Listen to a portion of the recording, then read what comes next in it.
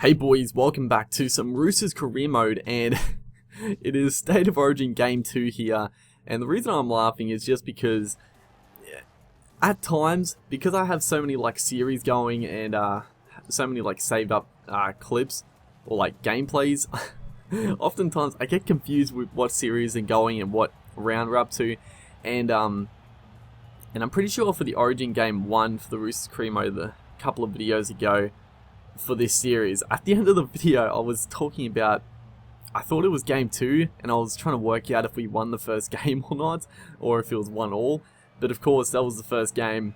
I just just mind went blank. I was thinking of other series and all this other stuff. That's what happens when you have 4 different series going at a time of the same game. It gets a little jumbled up, especially the other thing is when it shows an Origin game like this, it's hard to tell what series it is. But right here, beautiful little pass there to Billy Slater, back on the angled run. That is that's good stuff. I mean, it's a nice simple try, and it looks pretty flashy. You got the New South Wales just sliding across, get a quick man like Slater cutting back on the inside.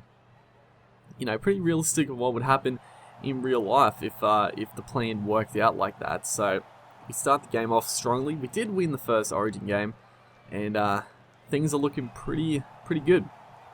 Our team is good. I think it's exactly the same team. Obviously, a couple of weird ones. Obviously, Edric Lee, I talked about that in the first game. No Darius Boyd. Also, no Corey Oates in the squad either, which was a little bit of a disappointment. But not the biggest thing. As we pat the ball back.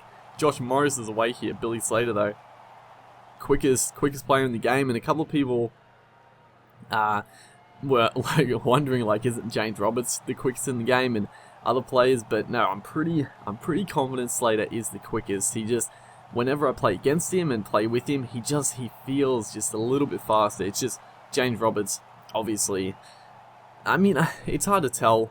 I think if you ask most people, you would say James Roberts is the quickest man in rugby league, but in the game his stats aren't that good, and the problem with the stats, I mean, I'm not going to go into it in too detail, but right here is a little bit of a funny one. We gave away a penalty and they're going to go for the 2, which I thought was very strange, but it's a bit of a tactic, I guess. Get 4 behind, be confident you can get another try. I don't know, it's a weird one, but they opted for the 2 points. It's probably a bit of a silly decision, but considering we've gone on the attack straight away. But yeah, the stat system.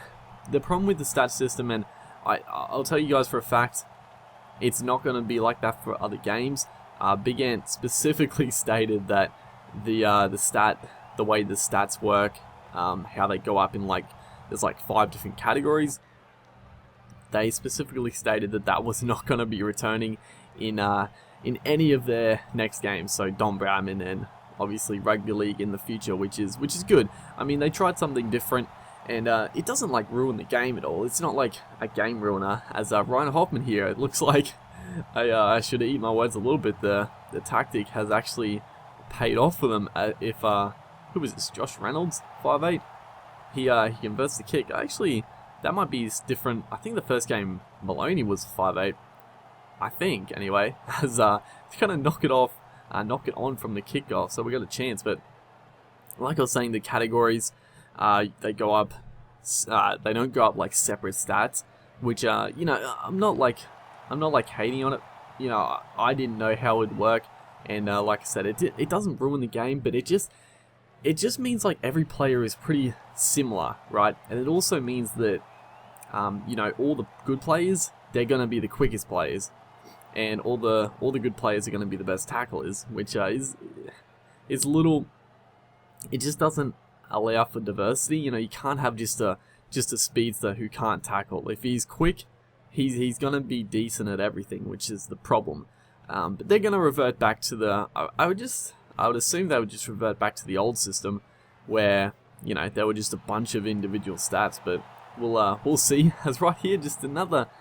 It wasn't a terrible offload. It didn't come off perfectly. It hit the deck, Dane Gagai, but Valentine Holmes, the the usual safe hands of Holmes just slips through.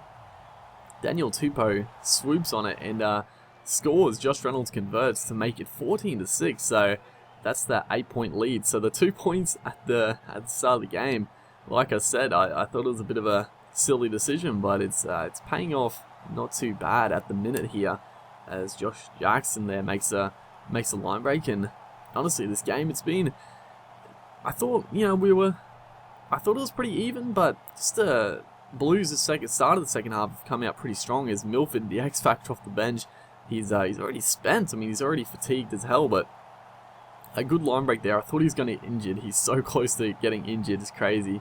But a beautiful run there. Great English just tries to power his way over. 98 meters gain that set. Last tackle, they were spreading up so quickly. We tried to spread it out to the left here, trying to make something happen, but unfortunately we couldn't get the kick away. It didn't pan out in our favour, as we do have Michael Morgan coming on as the dummy half.